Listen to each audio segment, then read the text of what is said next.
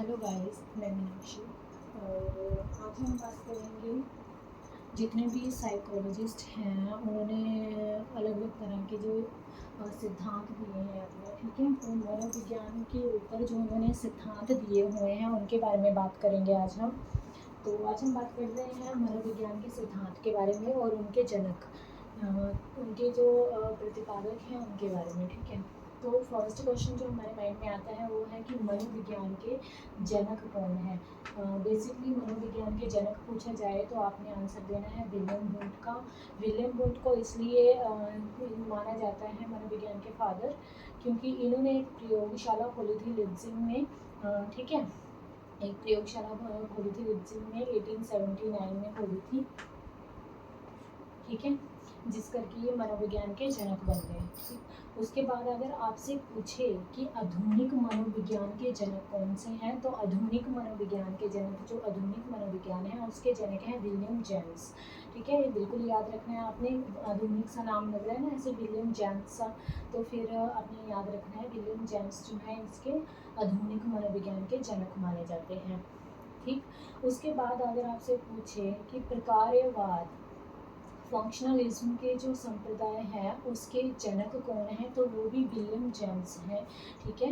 William James जो आधुनिक मनोविज्ञान के जनक हैं वही प्रकार्यवाद यानी उन्होंने आगे जो है फंक्शनलिज्म के संप्रदाय के विलियम जेम्स ही जनक माने जाते हैं। उसके बाद आती है बारी सेल्फ कॉन्सेप्ट की अवधारणा। सेल्फ कॉन्सेप्ट की अवधारणा किसने दी है, वो भी विलियम जेम्स ने दी है, ठीक है। वीडियो को बिल्कुल एंड तक देखिएगा ताकि आपको ये सारे सिद्धांत, ये बहुत ज़्यादा इम्पोर्टेंट हैं। इसमें से जितने मैं अभी करवाऊँगी उसमें से काफ़ी ज़्यादा इम्पोर्टेंट हैं और काफ़ी प्रीवियस ईयर में आए भी हुए हैं, ठीक है। तो अच्छे से देखिएगा। सेल्फ कॉन्सेप्ट की अवधारणा, सेल्फ कॉन्सेप्ट की अवधारणा जो है वो किसने दी है, विलियम जेम्स ने दी है। एक तो इन्होंने प्रकार्यवाद दिया है, ठीक है, एक इन्होंने सेल्फ कॉन्सेप्ट की जो है अवधारणा दी है विलियम जेम्स ने। तो ये 3 पॉइंट आपने बिल्कुल याद रखना है। एक तो आधुनिक मनोविज्ञान के जनक हैं, दूसरा प्रकार्यवाद यानी खुद कार्य करना ऐसे, और उसके बाद जो है सेल्फ कॉन्सेप्ट, और जो खुद कार्य करता होगा तो वही सेल्फ कॉन्सेप्ट के ऊपर लिख सकता है ना, तो ये अवधारणा आप ऐसे याद रख लीजिएगा। इसके बाद है शिक्षा मनोविज्ञान के जनक, तो ये पॉइंट बिल्कुल नोट कर लीजिए। एक तो है मनोविज्ञान के जनक, एक है आधुनिक मनोविज्ञान के जनक। अब आ जाता है कि एजुकेशनल साइकोलॉजी है जो शिक्षा मनोविज्ञान है, उनके जनक कौन है, उनके प्रोपाउंडर है एडवर्ड थॉर्नडाइक। बिल्कुल अच्छे से याद रखना है, थॉर्नडाइक का जो है बहुत बार नाम आता है, तो आपने याद रखना है कि जो हमारी एजुकेशनल साइकोलॉजी है उसके फादर माने जाते हैं थॉर्नडाइक, ठीक है, थॉर्नडाइक माने जाते हैं। उसके बाद जो है प्रयास एवं त्रुटि यानी कि trial and error, trial and error method जो दिया है वो भी थॉर्नडाइक ने दिए हैं। अभी देखिए, शिक्षा मनोविज्ञान के जनक माने जाते हैं थॉर्नडाइक। तो बेसिक सी बात है कि अगर हम शिक्षा में कुछ जब हम कोई नॉलेज लेने लगते हैं या पढ़ने लगते हैं तो हमसे जो है, जब हम शुरू करते हैं वो चीज़, तो हमसे उस चीज़ में बहुत सारी गलतियाँ होती हैं, बहुत सारे एरर आते हैं, बहुत सारे। तो इन्होंने क्या कहा है कि प्रयास और त्रुटि जो है ये शिक्षा में जो है चलता रहता है, ठीक है। जब तक इंसान प्रयास नहीं करेगा और उसकी गलतियाँ नहीं होंगी, तो ये सब इसमें इन्वॉल्व है। जब थॉर्नडाइक के बारे में पढ़ेंगे उनकी थ्योरी, तब ये सब जो है उसमें पूरा इंक्लूड है। तो आपने ऐसे याद रखना है कि शिक्षा मनोविज्ञान के जनक थॉर्नडाइक हैं, तो प्रयास और त्रुटि के भी थॉर्नडाइक हैं, बिकॉज शिक्षा मनोविज्ञान के हैं, इसलिए उन्होंने जो है शिक्षा में क्या है, ट्रायल चलता रहता है और एरर्स वगैरह भी होते हैं, तभी इंसान जो है ज़्यादा से ज़्यादा सीखता है, ठीक है। उसके बाद प्रयत्न एवं भूल, तो ये भी जो सिद्धांत है थॉर्नडाइक का है। इन्होंने भी बोला है कि हाँ, हमसे अगर गलतियाँ होती हैं या कुछ भूल होते हैं, लेकिन प्रयत्न हमें जो है कंटिन्यूसली करते रहना है, तो ये थॉर्नडाइक का है। उसके बाद आ जाता है संयोजनवाद का सिद्धांत। संयोजनवाद का सिद्धांत जो है वो भी थॉर्नडाइक का है। देखिए थॉर्नडाइक के कितने सारे हैं, बिल्कुल याद रखना है आपने। एक शिक्षा मनोविज्ञान के जनक है, फिर प्रयास, त्रुटि और प्रयत्न और भूल का सिद्धांत। उसके बाद संयोजनवाद का सिद्धांत जो है वो भी थॉर्नडाइक का ही है। देन उसके बाद हम बात करते हैं स्टिमुलस रिस्पॉन्स थ्योरी, तो ये स्टिमुलस रिस्पॉन्स थ्योरी जो है वो भी थॉर्नडाइक की है। उसके बाद एसआर थ्योरी भी, एसआर थ्योरी जब भी कहा जाता है, कई बार ऐसे पूछ लिया जाता है एसआर थ्योरी किसकी है, तो वो भी थॉर्नडाइक। और अधिगम का बंध सिद्धांत, अधिगम का बंद सिद्धांत भी क्या है, थॉर्नडाइक का है। तो ये देखिए कितने सारे क्वेश्चन जो है थॉर्नडाइक के ऊपर बन रहे हैं, आपने बिल्कुल डिटो ये याद रखना है। एक तो शिक्षा मनोविज्ञान, प्रयास त्रुटि प्रयत्न भूल, संयोजनवाद, स्टिमुलस रिस्पॉन्स, SR थ्योरी, अधिगम का बंद सिद्धांत। ठीक है, तो ये किसके हैं, थॉर्नडाइक के हैं, बिल्कुल याद रख। इसके बाद हम नेक्स्ट बात करते हैं सिद्धांत के बारे में, थॉर्नडाइक के हो गए। आगे आ जाते हैं हमारे सिद्धांत प्रतिपादक जो हैं, यानी कि जनक जो माने जाते हैं। फर्स्ट मान लीजिए पिछले जो हमने किए थे उसके बाद जो है ये आता है, बुद्धि कितने प्रकार की होती है। ठीक है,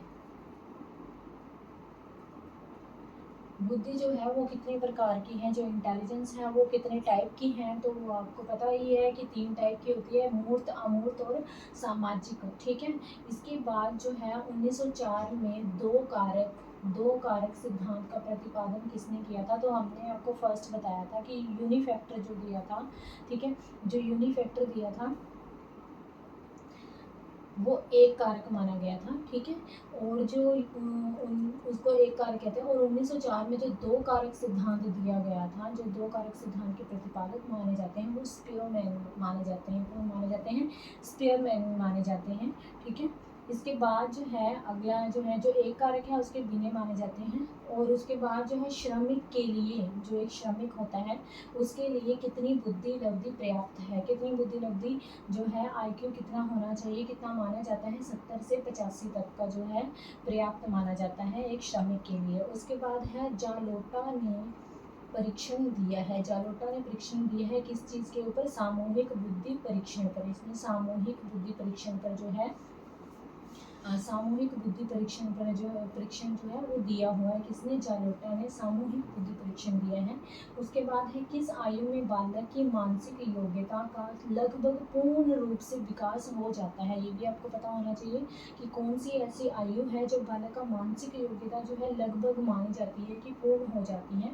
तो ये है 14 वर्ष की, जो 14 वर्ष की आयु तक जो है बच्चों की जो है लगभग माना जाता है कि पूर्ण विकास उनका मानसिक योग्यता जो है उनमें आ जाती है। उसके बाद आता है हमारा बहुखंड सिद्धांत का प्रतिपादन किसने किया था, तो ये भी थॉर्नडाइक ने किया था, जिसे बहुखंड भी कहा जाता है और उसे मल्टीफैक्टर यानी कि और बहुतत्व भी कहा जाता है। ठीक है, तो आपने याद रखना है बहुखंड सिद्धांत का प्रतिपादन किसने किया है, थॉर्नडाइक ने किया है। उसके बाद आ जाता है हमारा जो IQ है, बुद्धि लब्धि को ज्ञात करने का मेन जो है सूत्र किसने दिया था, तो बिल्कुल आपने बुद्धि के यानी इंटेलिजेंस के लेसन में कंफ्यूज नहीं होना है। ठीक है, सबसे पहले नाम जो आता है वो तो बिने का आता है। ठीक है, ये आपको पता है इंटेलिजेंस के लिए बिने का नाम आता है।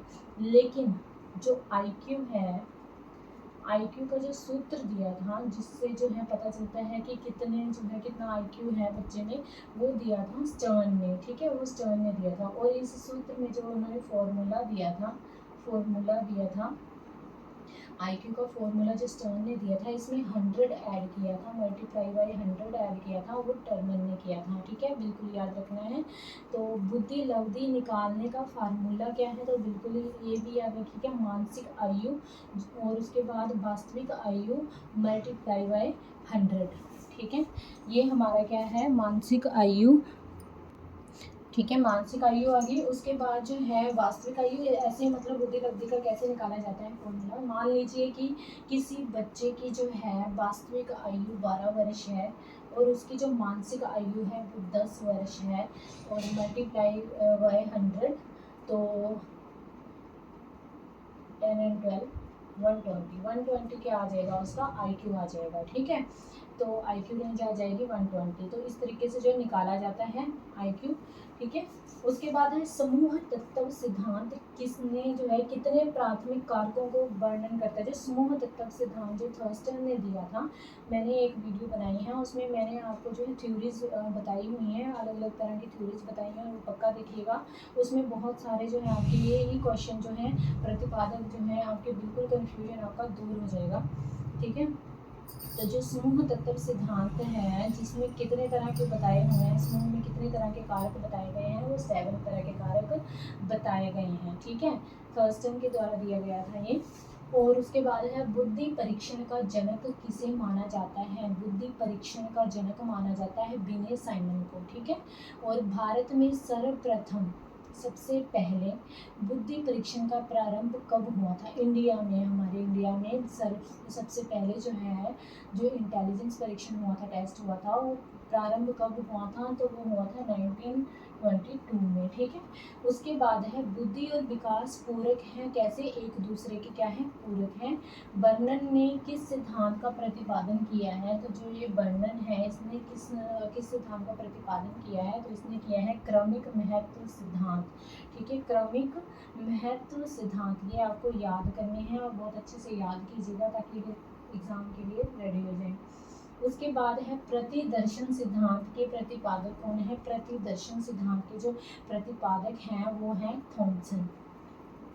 ये मैं आपको बता रही हूँ कि वो लास्ट वाली वीडियो जरूर देखिएगा जिसमें सारे के सारे जो है थ्योरीज जो है कंप्लीट करवाई हुई हैं, ठीक है।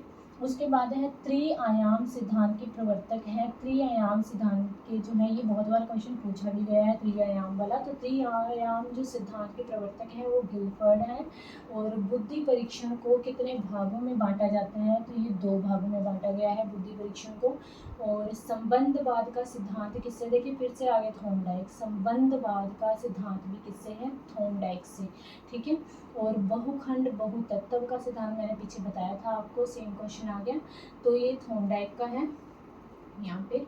और विनय साइमन बुद्धि परीक्षण हुआ था एक, यानी कि इंटेलिजेंस टेस्ट हुआ था, ये किसके द्वारा हुआ था, विनय साइमन बुद्धि टेस्ट जो हुआ था वो हुआ था अल्फ्रेड विनय और साइमन के द्वारा। देखिए इसी में क्वेश्चन में ही आंसर है, अल्फ्रेड विनय और साइमन के द्वारा जो है बुद्धि परीक्षण जो हुआ था वो इनके द्वारा हुआ था, विनय साइमन ये नाम है उस टेस्ट का, ठीक है। इसके बाद हम और क्वेश्चन की बात करेंगे।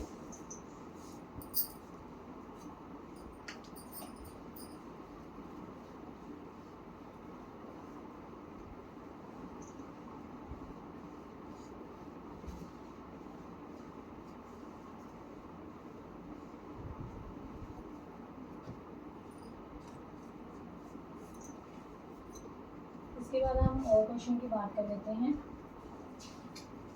संबंधवाद का सिद्धांत आपको पता चल गया थॉर्नडाइक का।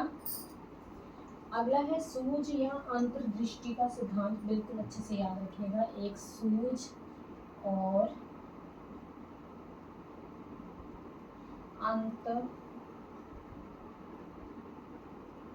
अंतर्दृष्टि का सिद्धांत जो है, सूझ और अंतर्दृष्टि का सिद्धांत किसके द्वारा दिया गया है,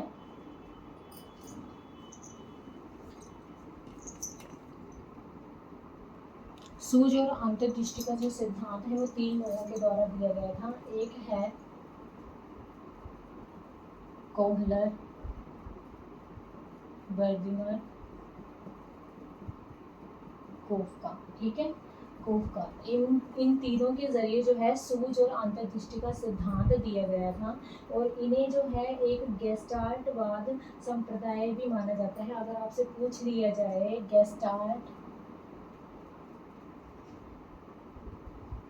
गेस्टाल्टवाद सिद्धांत जो है, संप्रदाय जो है उसके कौन प्रतिपादक है, उसके जनक कौन है, तो ये तीनों ही उसके भी जनक हैं, ठीक है। सूझ और अंतर्दृष्टि का जो है ये कोहलर, वर्दिमर और कोफका, और गेस्टाल्टवाद भी इन्हें कहा जाता है। तो कभी भी आपसे पूछे क्वेश्चन गेस्टाल्टवादियों के नाम, 4 ऑप्शन दे दिए हों आपको तो फिर आपको पहचानना है उन 4 ऑप्शनों में से कौन सा जो है गेस्टाल्टवाद का संप्रदाय में मौजूद नहीं है, कुछ अलग नाम दिया होगा और 3 ये दिए होंगे, तो आपने पहचान लिया, तो ये याद रखिएगा, कोहलर, कोफका और वर्दिमर, ठीक है। इसके बाद आ जाता है एक फील्ड सिद्धांत यानी क्षेत्रीय सिद्धांत।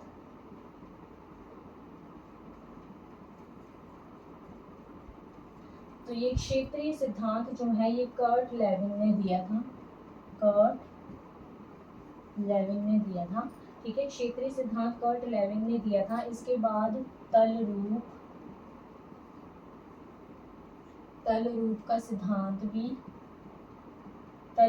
सिद्धांत आ गया, ये भी कर्ट लेविन ने दिया था, तल रूप का सिद्धांत। इसके बाद तो ये 2 आपने याद रखने हैं, कर्ट लेविन के, एक क्षेत्रीय सिद्धांत दिया इन्होंने, एक तल रूप का सिद्धांत दिया है, ठीक है। उसके बाद जो है अगला आता है साइन यानी चिन्ह का सिद्धांत। साइन यानी चिन्ह का सिद्धांत,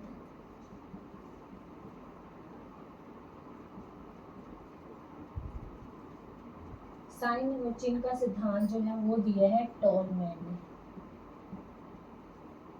ठीक है, नाम याद रखना है बिल्कुल। टोलमैन ने जो है साइन और चिन्ह का सिद्धांत दिया है। इसके बाद टोलमैन ने एक और सिद्धांत दिया है, संभावना सिद्धांत।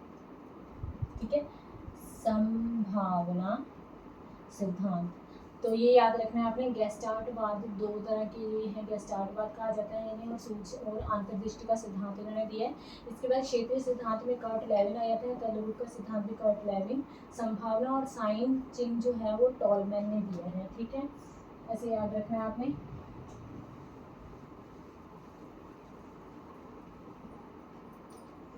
नेक्स्ट जो इसके बाद है वो है व्यवहारवादी संप्रदाय। पीछे आपने गेस्टाल्टवादी संप्रदाय पढ़ा था, अभी है व्यवहारवादी। व्यवहारवादी। तो इस संप्रदाय के जनक जो माने जाते हैं वो माने जाते हैं वॉटसन। गेस्टाल्टवाद जो संप्रदाय है उसके साथ ही ये संप्रदाय भी पढ़ाए जाते हैं, व्यवहारवादी। जो इसका फुल नेम जो है वो जॉन बी वॉटसन है। ठीक है, फुल नेम जो है इसका वो जॉन बी वॉटसन है। और इसके बाद जो है अधिगम या व्यवहार सिद्धांत के प्रतिपादक।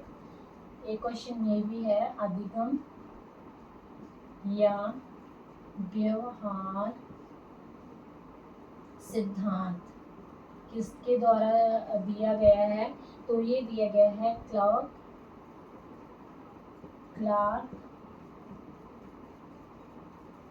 क्लार्क हल के द्वारा। ठीक है, ये एक अलग से क्वेश्चन है, ये याद रखिएगा। इसके बाद आ जाता है सामाजिक अधिगम सिद्धांत, वेरी वेरी इंपॉर्टेंट। सामाजिक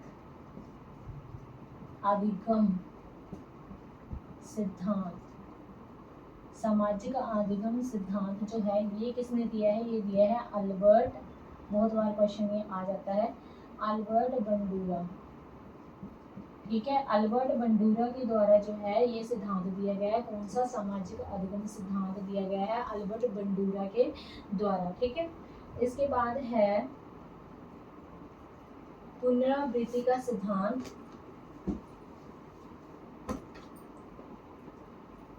पुनरावृत्ति, ठीक है, पुनरावृत्ति का सिद्धांत ये दिया था जी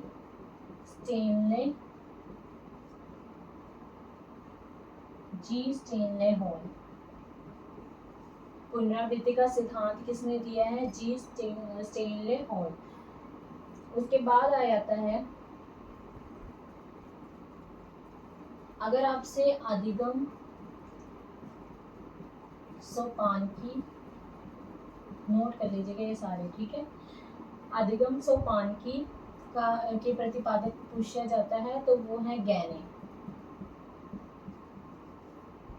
अधिगम सोपानकी की जो है प्रतिपादक हैं वो है गैने। उसके बाद अगला जो है बहुत मोस्ट इम्पोर्टेंट है, इसको नोट कर लीजिएगा,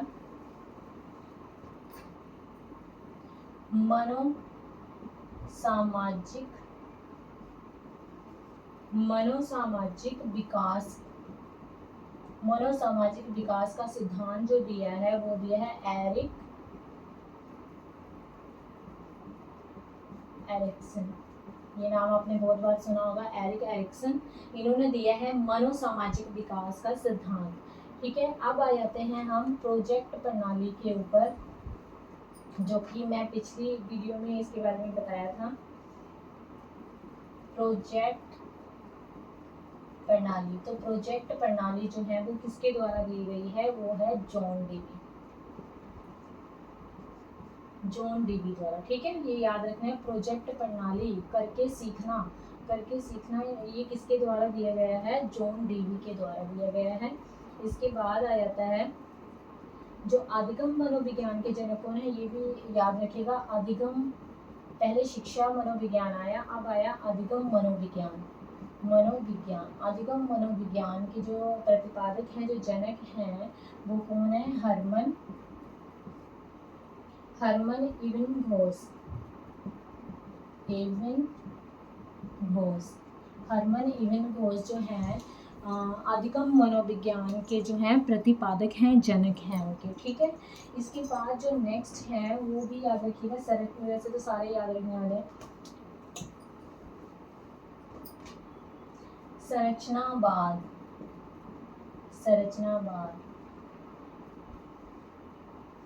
स्ट्रक्चरलिज्म संप्रदाय आ जाता है, जैसे गेस्टाल्टवाद आया था, ठीक है। तो संरचनावाद संप्रदाय के जनक जो माने जाते हैं वो विलियम मैक्सिमिलियन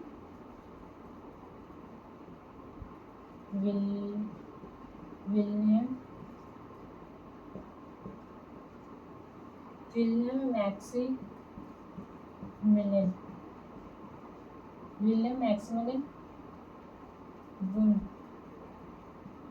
ठीक है। आई थिंक ऐसी है, विलियम मैक्सिमिलियन, आपने याद रखना है, विलियम मैक्सिमिलियन वुंड, ठीक है। और ये जो है इनके जो शिष्य थे एडवर्ड वी टिचनर, ठीक है। इनके जो शिष्य थे टिचनर, ठीक है, इन दोनों ने इस पे काम किया है, ठीक है। वैसे संरचनावाद का ज़्यादा जो माना जाता है टिचनर का माना जाता है, जो विलियम मैक्सिमिलियन वुंड के शिष्य थे, ठीक है। इसके बाद जो है प्रयोगात्मक मनोविज्ञान के प्रतिपादक कौन है? ऑब्वियस सी बात है, जिन्होंने प्रयोगशाला खोली होगी, जो हमारे जो है मनोविज्ञान के माने जाते हैं, जनक माने जाते हैं, वही जिन्होंने प्रयोगशाला खोली है। तो प्रयोगात्मक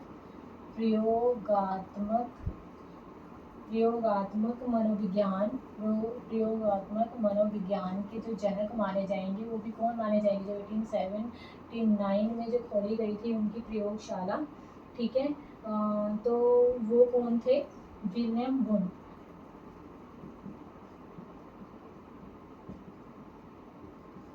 ठीक है। इसके बाद आता है क्वेश्चन विकासात्मक मनोविज्ञान के प्रतिपादक। अब आते हैं पियाजे जी। तो विकासात्मक मनोविज्ञान है, इसके प्रतिपादक माने जाते हैं जीन पियाजे। ये तो बहुत बार पढ़ा होगा, जिसने भी साइकोलॉजी पढ़ी होगी उसने जीन पियाजे के बारे में तो सुना ही होगा। एक इनका माना जाता है संज्ञानात्मक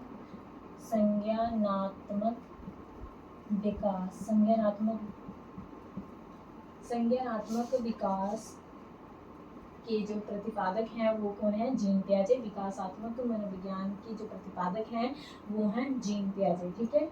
उसके बाद आता है मूल प्रवृत्तियों के सिद्धांत जो है वो किसने दिया है? जन्मदाता कौन है मूल प्रवृत्तियों के सिद्धांत के? मूल प्रवृत्तियों के सिद्धांत का जो सिद्धांत है उसके प्रतिपादक कौन है? उसके जन्मदाता कौन है? तो वो है विलियम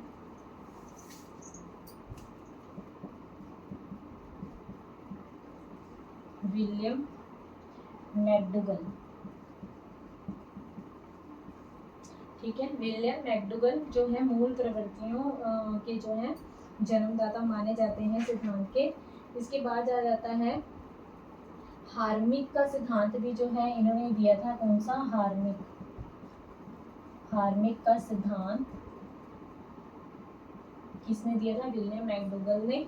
इसके बाद आ जाता है मनोविज्ञान। मन और मस्तिष्क का विज्ञान किसने कहा था? मनोविज्ञान को कहा था कि मन और मस्तिष्क का विज्ञान है। मन और मस्तिष्क का विज्ञान कहा था मनोविज्ञान को, किसने कहा था? पोम्पोनोजी ने कहा था। मन और मस्तिष्क का विज्ञान कहा था पोम्पोनोजी, ठीक है। उसके बाद अगला क्वेश्चन जो है वो आता है क्रिया प्रसूत अनुबंधन का सिद्धांत। क्रिया प्रसूत अनुबंधन का सिद्धांत दिया है वी.एफ.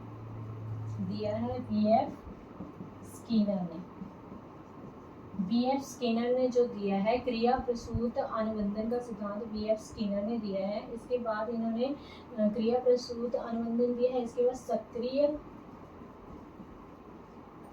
सक्रिय अनुबंधन का भी इन्होंने दिया है, ठीक है। अनुबंधन से ऐसे याद रख लीजिएगा स्किनर को।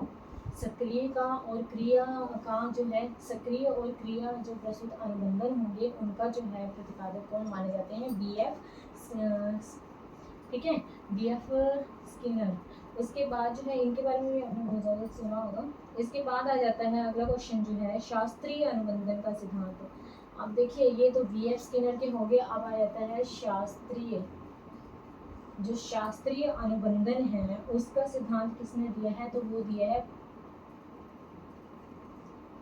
पैवलव ने। उसके बाद जो अगला आ जाता है प्रवलन का यानी पुनर्वलन का सिद्धांत। ये प्रवलन का सिद्धांत भी बहुत बार पूछा जाता है, प्रवलन का पुनर्वलन का सिद्धांत, प्रवलन पुनर्वलन, प्रवलन